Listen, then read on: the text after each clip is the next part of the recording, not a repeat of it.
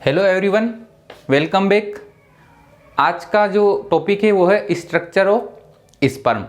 Gametogenesis start किया था हमने, जिसमें स्पर्मेटोजेनेसिस पिछले लेक्चर में हमने देखा था। थोड़ा सा रिकॉल करने की कोशिश करते हैं कि स्पर्मेटोजेनेसिस में क्या पढ़ा था हमने।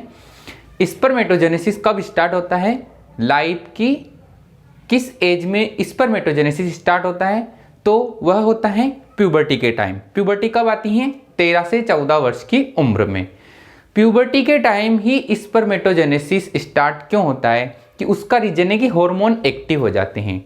GnRH gonadotropin releasing factor, gonadotropin releasing hormone release होता है हाइपोथैलेमस में, जो कि पिट्यूटरी पे वर्क करता है और उससे रिलीज करवाता है वहां पर प्रेजेंट सेल गोनेडोट्रोप सेल, उनसे रिलीज करवाता है गोनेडोट्रोपिन। वो हार्मोन है LH और FSH, ल्यूटिनाइजिंग हार्मोन और फॉलिकल स्टिमुलेटिंग हार्मोन। ये ल्यूटिनाइजिंग हार्मोन LH हार्मोन जो है वो टेस्टिस में जाकर टेस्टिस की लीडिंग सेल्स पर वर्क करता है और उससे टेस्टोस्टेरोन सीक्रेट करवाता है। टेस्टोस्टेरोन मेल का सेक्स हार्मोन है जो कि मेल में स्पर्मेटोजेनेसिस स्टार्ट करवाता है। तो लीडिंग सेल से सीक्रेट हुआ टेस्टोस्टेरोन टेस्टिस के अंदर प्रेजेंट सेमनिफेरस ट्यूब्यूल्स की ल्यूमेन में पहुंचता है और वहां पर प्रेजेंट जो इंटरनल लेयर है, उसकी आंतरिक जो लेयर है, वहां पर प्रेजेंट स्पर्मेटोगोनिया जो कि क्यूबोइडल सेल्स है, उनको इंड्यूस्ड करता है स्पर्मेटोजेनेसिस की प्रोसेस को स्टार्ट करने के लिए। तो ये रहता है यहाँ पर कि प्यूबर्टी के टाइम ऐसे हार्मोन एक्टिव होते हैं और टेस्टिस में हार्मोन जो है वर्क करते हैं लीडिंग सेल्स पर, और लीडिंग सेल्स से सीक्रेट होता है मेल सेक्स हार्मोन टेस्टोस्टेरोन, जो कि सेमनिफेरस ट्यूब्यूल्स में प्रेजेंट स्पर्मेटोगोनिया पर वर्क करता है, जो चेंज हो जाती हैं स्पर्म में। ये हमने लास्ट क्लास में देखा होगा, थोड़ा सा रिकॉल करने की कोशिश करना। तो आज देख रहे हैं structure of sperm. Structure of sperm में ये क्या है? स्पर्मेटिड का मॉडिफिकेशन। जो स्पर्मेटिड बने थे, एक स्पर्मेटोगोनिया जो है साइज में इंक्रीज हो जाती है, उसको हम प्राइमरी स्पर्मेटोसाइट बोल रहे थे। प्राइमरी स्पर्मेटोसाइट में फिर म्यूसिस फर्स्ट देखा गया था और उससे 2 सेकेंडरी स्पर्मेटोसाइट बन गए थे। फिर 2 सेकेंडरी स्पर्मेटोसाइट में म्यूसिस सेकंड होता है, उनसे फिर 4 स्पर्मेटिड बनते हैं। उन स्पर्मेटिड सेल में मॉडिफिकेशन पाया जाता है सेल्यूलर ऑर्गन का, और इस मॉडिफिकेशन के फलस्वरूप ही बनते हैं स्पर्म। ठीक है, तो ये मॉडिफिकेशन में जो वहां तो स्फेरिकल शेप थी संरचना स्पर्मेटिड की, पर यहां पर लॉन्ग सिलेंड्रिकल शेप हो जाती है मॉडिफिकेशन के बाद। ये भी एक सेल ही है, स्पर्मेटिड का मॉडिफिकेशन है, लेकिन यहां पर संरचना आपको समझ में आ रही है, लॉन्ग सिलेंड्रिकल स्ट्रक्चर बन जाती है मॉडिफिकेशन के फलस्वरूप। इसमें हर एक जो नेम लिखा है उसका कुछ न कुछ रोल होता है। शुरू करते हैं first, plasma membrane. Plasma membrane इस पूरे स्पर्म को कवर किए हुए रहती है, क्योंकि यह भी एक सेल है।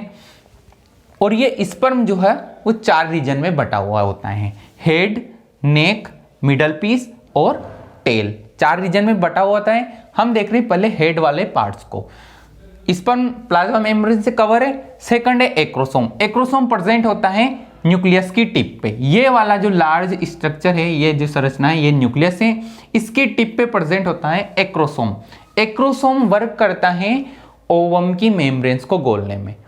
जब इंटरकोर्स होता है, कोइटस होता है, और मेल अपने स्पर्म फीमेल की वेजाइना में इजैकुलेट करवाता है, वहां पर स्पर्म यद्यपि अगर फर्टिलाइजेशन करता है ओवम का, तो ओवम की मेम्ब्रेन को गोलने के लिए कौन रेस्पॉन्सिबल होता है? एक्रोसोम। एक्रोसोम में पाए जाते हैं लाइटिक एंजाइम, जिनको स्पर्मियोलाइसिन्स कहते हैं। स्पर्म लाइसिन्स एंजाइम कहते हैं। वो ओवम की मेम्ब्रेन्स को गोल देते हैं और फर्टिलाइजेशन डन होता है। तो एक्रोसोम का ये यूज हुआ। एक्रोसोम को कवर किए हुए एक मेम्ब्रेन रहती है, जिसको बोल रहे हैं गेलिया। एक्रोसोम्स की जो आउटर लेयर है, जो एक्रोसोम को कवर किए हुए हैं, वो गेलिया कहलाती हैं। ठीक एक्रोसोम के नीचे रहता है न्यूक्लियस।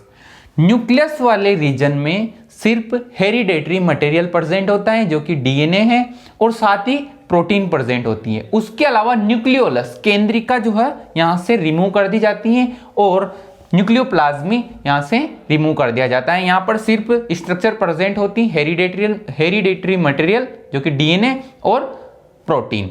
तो न्यूक्लियस इसमें छोटा सा होता है।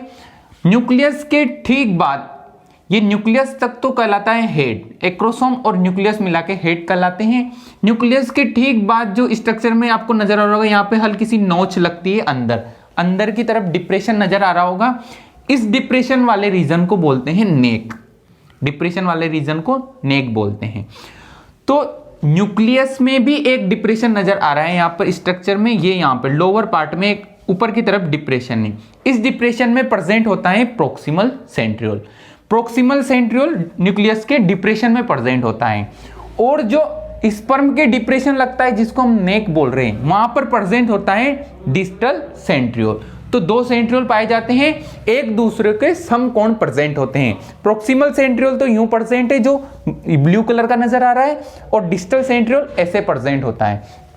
प्रोक्सिमल सेंट्रियोल का वर्क होता है कि जब फर्टिलाइजेशन डन होता है तो जायगोट में क्लीवेज स्टार्ट करवाता है प्रोक्सिमल सेंट्रियोल। प्रोक्सिमल सेंट्रियोल की वजह से ही क्लीवेज स्टार्ट होता है। मींस यह स्पिंडल फाइबर्स के निर्माण करवाता है। स्पिंडल फाइबर का जो सेल डिवीजन होता है जिसमें स्पिंडल फाइबर बनते हैं, उनके निर्माण के लिए रेस्पॉन्सिबल है प्रोक्सिमल सेंट्रियोल। तो इसका ये वर्क होता है, क्लीवेज स्टार्ट करवाता है।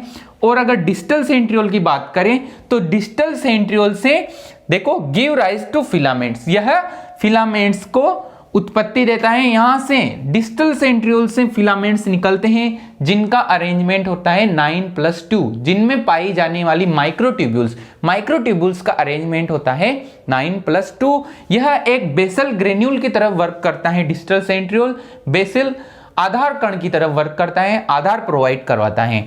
तो डिस्टल सेंट्रियोल से ओरिजिन होती है माइक्रोट्यूब्यूल्स। सेकंड अगर स्ट्रक्चर की बात करें तो जो ग्रीन कलर की चल रही है स्पर्म की बॉडी में, ये है एक्सियल फिलामेंट्स। यही एक्सियल फिलामेंट्स हैं जो डिस्टल सेंट्रियोल से ओरिजिन हुए हैं, और इनमें अरेंजमेंट होता है माइक्रोट्यूब्यूल्स का 9+2। जो रेड कलर की स्पाइरिकल जो शेप में नजर आ रही है रेड कलर की, वो है नेबेनकन शीथ। नेबेनकन शीथ वास्तव में स्पाइरल माइटोकॉन्ड्रिया का अरेंजमेंट है। ये माइटोकॉन्ड्रिया स्पाइरल शेप में प्रेजेंट है जिसको नेबेनकन शीथ बोल रहे हैं। माइटोकॉन्ड्रिया का यूज होता है यहाँ पर एनर्जी प्रोवाइड करवाना, स्पर्म को मोटिलिटी प्रोवाइड करवाना। एनर्जी मिलती है स्पर्म को किससे? माइटोकॉन्ड्रिया से। तो यह एक ऊर्जा का बॉक्स होता है यहाँ पर जिससे ऊर्जा प्राप्त होती है। माइटोकॉन्ड्रिया में एटीपी बनती है और एटीपी से यहाँ पर ऊर्जा मिलती है स्पर्म को, इसमें मोटिलिटी इंक्रीज होती है, मूवमेंट देखा जाता है। तो निबंकन शीथ कहते हैं इस रेड वाली को। उसके बाद आ रहा है structure ring centriole. Ring centriole का जो वर्क है वो अभी तक अज्ञात है। इसका क्या वर्क है यहाँ पर वो अभी पता नहीं है, वो अभी रिसर्च में पता नहीं चला है, तो इसका वर्क अभी अज्ञात है। उसके बाद आती है टेल। तो फर्स्ट पार्ट तो हो गया हेड जो कि एक्रोसोम और न्यूक्लियस कंटेन करता है। जो डिप्रेशन लग रहे हैं वो नेक कहलाता है, जहां पर डिस्टल सेंट्रियोल प्रेजेंट है और डिस्टल सेंट्रियोल से अराइज होती है एक्सियल फिलामेंट। जो न्यूक्लियस का डिप्रेशन है उसमें प्रेजेंट है प्रोक्सिमल सेंट्रियोल जो कि स्पिंडल फाइबर बनाता है। एक और स्ट्रक्चर यहां पर है मेन चेट। मेन चेट जो है वो बनती है साइटोप्लाज्म से। ये मेन चेट नजर आ रही होगी ब्लैक कलर की, यहां से चलती हैं लोअर हाफ ऑफ न्यूक्लियस से ये चलती हैं और यहां तक आती हैं मिडल पीस तक, और इसके बाद जो बचा कुचा साइटोप्लाज्म होता है वो टेल के इस वाले रीजन में आ जाता है, यहाँ पर मिडल पीस से नीचे। तो साइटोप्लाज्म की बनी होती है मेन चेट। तो हमने बात कर ली यहाँ पर हर एक स्ट्रक्चर की, साथ ही हमने इसका डिवाइडेशन देख लिया कि ये वाला हेड है, नेक रीजन डिप्रेशन है। ठीक उसके बाद जो ये वाली बॉडी होती है हल्का सा डिप्रेशन लग के वापस से थोड़ा सा ब्रॉड होता है और यहाँ आपके वापस सकड़ा हो जाता है। तो ये पूरा रीजन मिडल पीस कहलाता है जिसमें स्पाइरल शेप में निबंकन शीथ है, मतलब माइटोकॉन्ड्रिया प्रेजेंट है। उसके बाद स्पर्म का सबसे लंबा पार्ट होता है टेल, इसीलिए मैंने इसको इतना लंबा बनाया हुआ है। यहाँ पर जो स्ट्रक्चर यहाँ पर देखी जा रही है ये वाली, ये बहुत छोटी होती है टेल की तुलना में। टेल सबसे लंबी स्ट्रक्चर होती है स्पर्म की जो इसको मोटिलिटी प्रोवाइड करवाती है, इसको स्विमिंग में हेल्प करती हैं। तो ये टेल का वर्क होता है यहाँ पर। अगर हम बात करें स्पर्म के प्रोबेबिलिटी की कि जो स्पर्म है वो एक हैप्लॉइड सेल होती है, स्पर्मेटिड हैप्लॉइड सेल होती हैं, n होता है, मतलब उनमें क्रोमोसोम संख्या हाफ हो जाती है। कितनी हो जाती है? 22 plus X, 22 plus X, 22 plus Y और 22 प्लस वाई। ये हमने लास्ट लेक्चर में देखा था, एक स्पर्मेटोगोनिया से बनने वाले 4 स्पर्मेटिड जो स्पर्मेटोजोआ में कन्वर्ट होते हैं, ये हैप्लॉइड स्ट्रक्चर होती हैं। तो स्पर्म एक हैप्लॉइड स्ट्रक्चर होती हैं। तो अगर हम बात करें एक स्पर्मेटोगोनिया की, तो स्पर्मेटोगोनिया से 4 हैप्लॉइड सेल्स बन रही हैं जिनमें क्रोमोसोम संख्या 22, तो हर एक सेल, अगर एक सिंगल सेल की बात करें स्पर्म की, तो इसमें 22 तो ऑटोसोमल क्रोमोसोम होंगे और एक सेक्स क्रोमोसोम होएगा। वो प्रोबेबिलिटी क्या होगी? एक्स और वाई के होने की 50%, 50% इसमें प्रोबेबिलिटी रहेगी सेक्स क्रोमोसोम की कि वह एक्स हो सकता है, और 50% ही प्रोबेबिलिटी रहेगी वाई की कि वह वाई हो सकता है। तो यह हैप्लॉइड सेल आगे जाके जब स्पर्म इजिकुलेट करवाता है मेल फीमेल की वेजाइना में, जब वहां पर ओवम को फर्टिलाइज करती हैं, तो ओवम भी एक हैप्लॉइड सेल होती हैं जो ऑलवेज कंटेन करती हैं सेक्स क्रोमोसोम एक्स, क्योंकि फीमेल में जो पेयर्ड सेक्स क्रोमोसोम पाए जाते हैं वो XX होते हैं, तो ओवम हमेशा X होता है, लेकिन स्पर्म X या Y हो सकते हैं। वहां पर फर्टिलाइजेशन होता है, फिर कंफर्म होता है, 50% प्रोबेबिलिटी रहती है कि वहां पर जो जाइगोट बनेगा, डिप्लॉइड सेल बनेगी, उसमें क्रोमोसोम संख्या जो रहेगी, सेक्स क्रोमोसोम संख्या, वो वापस से 2 हो जाएगी और 50% मेल और 50% फीमेल बनने के प्रोबेबिलिटी रहेगी, क्योंकि जो फीमेल है उसमें ऑलवेज एक्स क्रोमोसोम प्रेजेंट रहेगा जो कि सेक्स क्रोमोसोम है उसका, लेकिन मेल में sex chromosome X and Y होते हैं जो 2 टाइप के हैं, तो इनमें यहाँ पे 50% प्रोबेबिलिटी रहेगी। तो ये बात कर ली हमने स्ट्रक्चर की, ये कौन कौन सी संरचना क्या क्या वर्क करती है। यहाँ पर इंपॉर्टेंट क्वेश्चन बन सकता है कि ओवम की मेम्ब्रेन्स को घोलने में कौन हेल्पफुल है, तो वो है एक्रोसोम।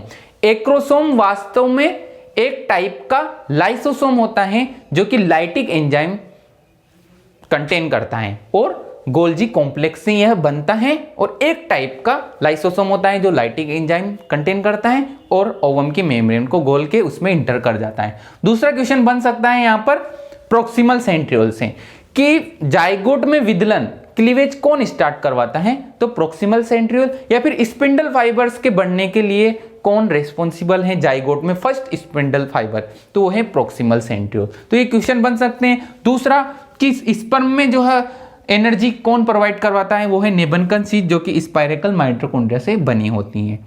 तो ये 4 पार्ट हो गए इसके, ये यहाँ पर स्पर्म की स्ट्रक्चर डन। तो आप वीडियो को लाइक कीजिए, शेयर कीजिए और चैनल को सब्सक्राइब कीजिए, ताकि जो भी चैनल पे नेक्स्ट वीडियो अपलोड होएगा उसकी आपको इन्फॉर्मेशन मिल जाएगी।